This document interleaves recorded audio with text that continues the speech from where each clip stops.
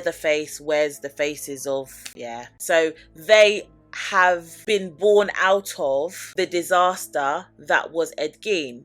Now, many would argue that we should not be sensationalizing this story.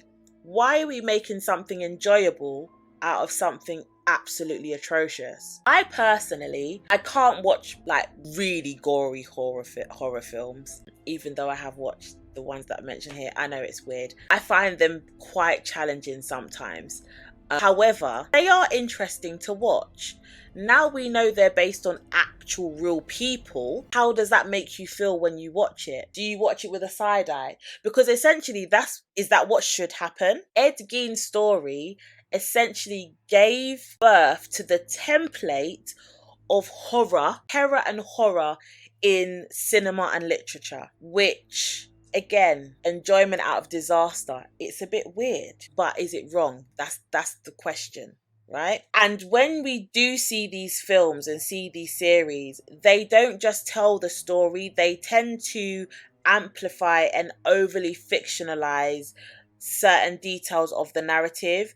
And this can have consequences when it comes to the victims' families, and even to a certain degree, the actual perpetrators' families, because you're telling their story, essentially.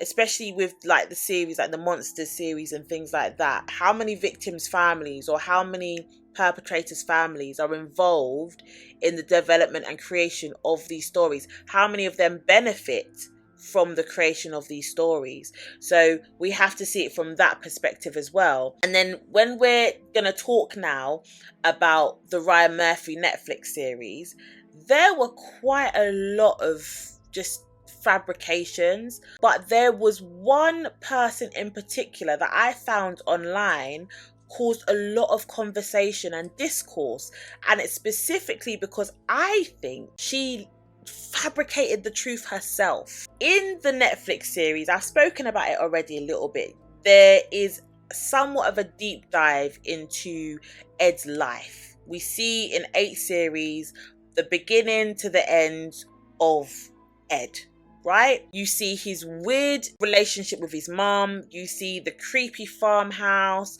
you see the crimes that shocked the world. It also doesn't shy away from a lot of the gruesome details. Like you see him like making stuff, the lampshades and things. Like you see this process happening.